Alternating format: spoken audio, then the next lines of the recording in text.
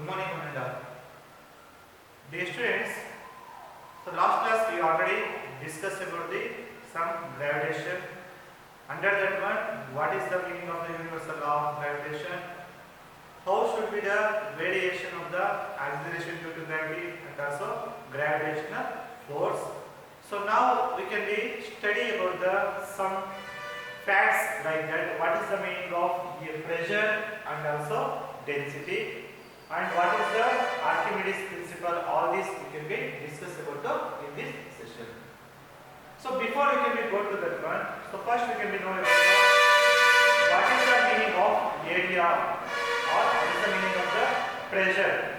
So you know that pressure means when the force should be acting on the particular area, that is we can be called as the pressure. So for example, if you push hard on a piece of the wood without thumb, the thumb does not go into wood, is it?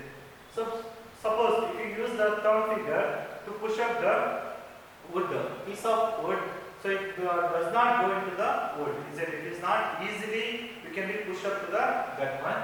Suppose if you push the drawing pin into the wood with the same force, our thumb, the drawing pin goes into the wood.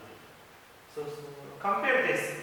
So when the touch or if you use the force, so that you cannot be pushed the wooden bars, but in our force, so whatever we can be, if you push the same force under the help of the nail, so then it should be easily, they can be pushed up, is it?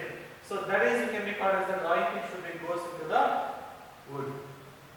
So comparing this one, wood and also nail, so then the area should be differentiated. So we observe that the force of the thumb produces small pressure when it acts as a large area of the wood, but the same force of the thumb produces much greater pressure when it acts on the very small area of the wood through the tip of drawing.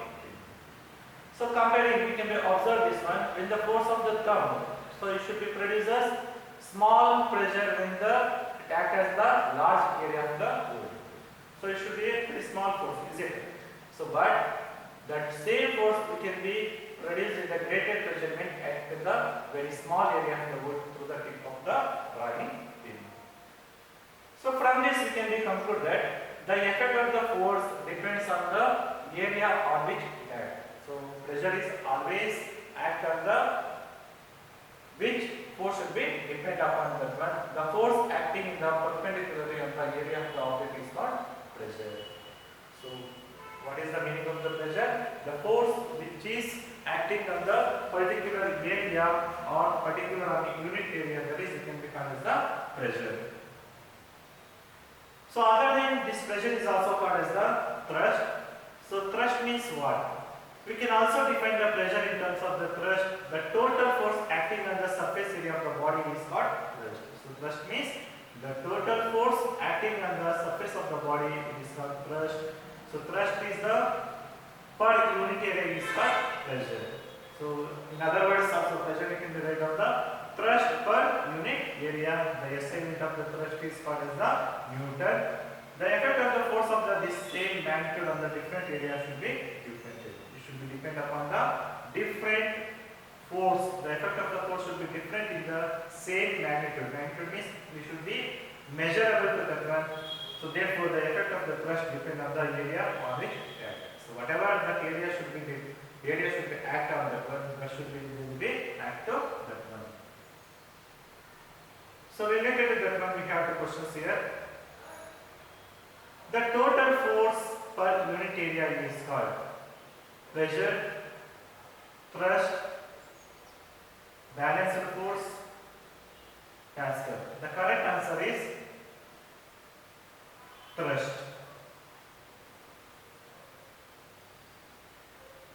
Next one is pressure on fluid. So any substances which can be flow easily are called fluid. So almost we can be called as the liquid substances, whatever there, that is it can be called as the fluid. Almost all the liquid and gases are can be called as the fluid. So fluids have weight and they exert pressure on the base and wall of the container which they are enclosed. So fluids have a weight, they have the weight and they exert the pressure on the base and wall of the container which they are enclosed. So pressure exerted on any confined mass of the fluid is transmitted to and dimension in all directions. So when the pressure should be very high, the mass of the fluid should be transmitted to the and dimension in all directions. They will not move in, not only move in the only single direction, they will be moving into the all directions. So next one is buoyancy. What is the meaning of buoyancy? So buoyancy means when an object is placed in a liquid, the liquid exerts a upward force on it. That is, we can be called as the buoyancy. So any force, so any object can be placed in the liquid, that liquid should be exert on the upward force on it. That is, we can be called as the buoyancy. So in drawing, it can be seen in the bucket. There is one of the bottle is there. That bottle should be again they will come to the upthrust. So like that, if you observe the small wooden box in the container, that should be also come to the upthrust force. So this type of the upthrust force we can be called as the buoyancy. So for example, if you take here, when a piece of cork is held below the surface of the water by applying the force on the thumb and then release, the cork immediately rises the surface. So you already know that. Is it maybe cork or plastic? So anything that should be the float on the water. But when we forcefully we can be put on that water, again when we come to the upthrust, is it will be float on the water. It appears as if some upward force is exerted on the water on the cork which pushes the surface. So not only you would have small little corks. So like that, if you take the cork also, that should be also float on the water. So you should be upward force is exerted on the water of the cork which is pushed in the surface. So here Fb is equal to force of gravitation. So buoyancy force greater than the force of gravitation. That should be not completely immersive. It should be lie between that one. So buoyancy means what? So totally we can conclude that what is the meaning of buoyancy means. So the tendency of the liquid to exert an upward force on an object placed in it is called buoyancy. So buoyancy means it is a tendency of the liquid to exert an upward force on any object. That is we can called as buoyancy. All objects experience the force of the buoyancy when they are immersed in a fluid. So if you immerse any object into the one, so the magnitude of this buoyant force should be dependent upon the density of the fluid. Density means mass per unit volume. So why do objects float or sink when placed on the surface of water? So some objects should be sink, some objects should be the float on the water. What is the reason for that one? So generally we know that, so for example, consider a beaker filled with water, take an iron nail and place on the surface of the water. Suppose if you take the iron nail, so then it can be put onto the vessel. The nail should be sinks, the force due to the gravitational attraction of the earth on the iron nails pull it downwards. So if you put on the iron nail to that one, they will be easily sink onto that one. So there is a upthrust of water in the nail, it pushes the upward, but the downward force is acting on the nail is greater than the upthrust of the water on the nail, so it should be sink. Why it is sink means the upthrust, the upward force of the water should be less, or it should be the greater than that of the upthrust of the water on the nail, so it should be sinks. So here it is the greater force of the upthrust of water, hence it should be the sink. It is not float on the water. So like that, the density should be also something, some substances should be different from each other. Yes, it should be also sink to that one. So similarly, if you drop a piece of cork and iron nail, so both the density should be different into each other, considering the iron nail and also cork also. They have the same masses on the surface of the water. The cork should be float while the nail should be sink because there will be different density. The comparing of the nail and also wood, they will be different to each other.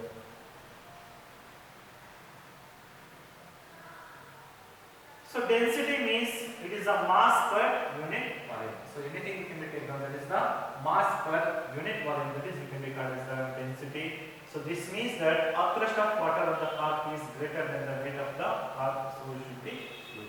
So why it should be float means because of upthrust of water on the arc, whatever upthrust force is there, that should be the greater than the weight of the arc, hence it should be the float. Therefore, object of the density should be less than that of the liquid float on the liquid. So those object of the density is there, that should be less than that of the liquid. Yes, they will be float onto that one.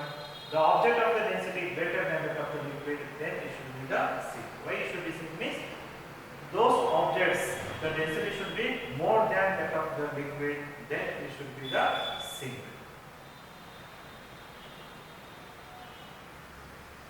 So next one is Archimedes principle. You already know that is the, so anything or when a solid is immersed in a liquid, any solid you can be immersed in a liquid, the upward buoyancy force act on the object, the magnitude of this buoyancy force is given by Archimedes principle. So when we immerse in the solid into the liquid, they will be the expel the same amount of the water to that one. Yes, the magnitude of the buoyancy force is given with this Archimedes principle.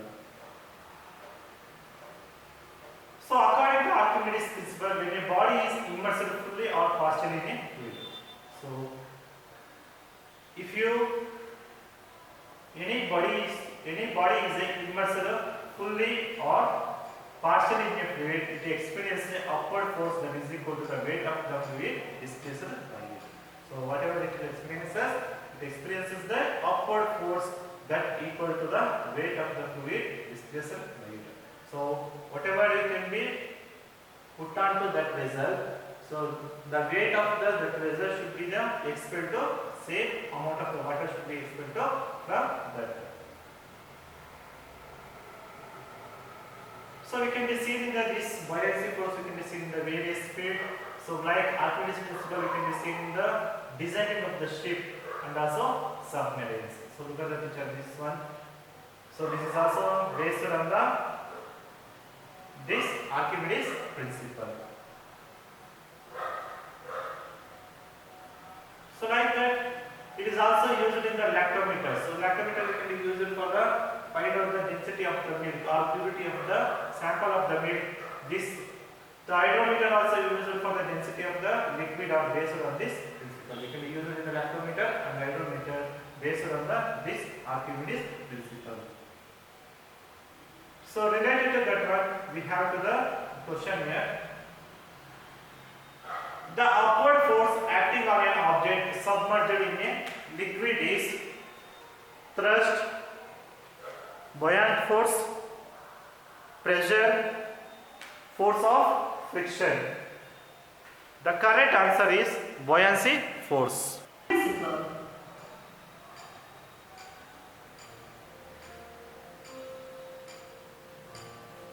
You might have seen pictures or videos of people floating effortlessly in the Dead Sea. If you think it's easy, try reclining in a similar position in a freshwater pool. Most likely you will say, do you know why? Let us look for the answer in Archimedes' principle. We shall understand this principle through an activity. Take an object whose volume is 130 cubic centimeters.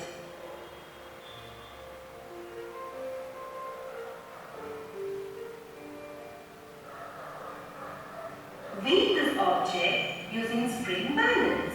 Its weight is 10 Newton. Now, take a Eureka can. Fill it with water up to the spout.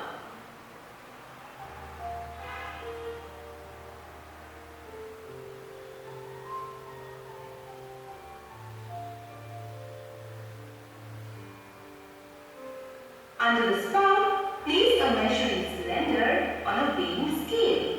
Now, gradually dip the object in water.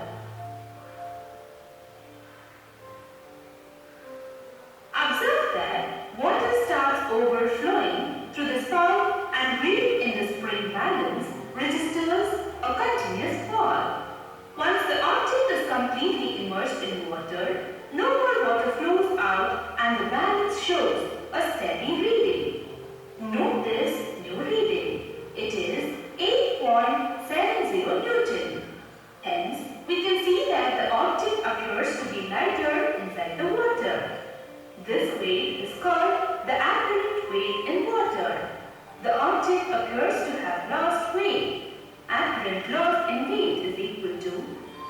Newton minus 8.70 Newton, which is equal to 1.30 Newton weight. We have previously learned that this apparent loss in weight is equal to the buoyant force that acts on the object. The buoyant force is therefore 1.30 Newton. Now, measure the volume of the water collected in the measuring cylinder. It is 130 cubic centimeters, which is equal to the volume of the immersed part of the object. Note the weight of the displaced water. Interestingly, it is also 1.30 Newton, which is equal to the buoyant force. But are these two quantities always equal? Let us confirm this by repeating this activity using a different liquid, say glycerin. Note that although the object again displaces 130 cubic centimeters of liquid, but this time the weight of the displaced liquid is 1.60 Newton, which is more than before. This is because the density of glycerin is more than that of water.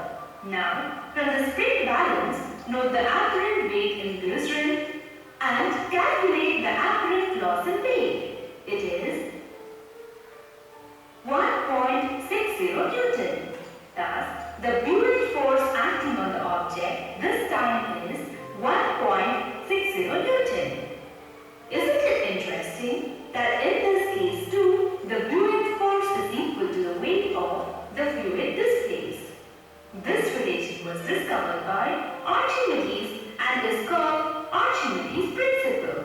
It states that when an object is partially or completely immersed in a fluid, it experiences a buoyant force, whose magnitude is equal to the weight of the fluid displaced by the immersed part of the object.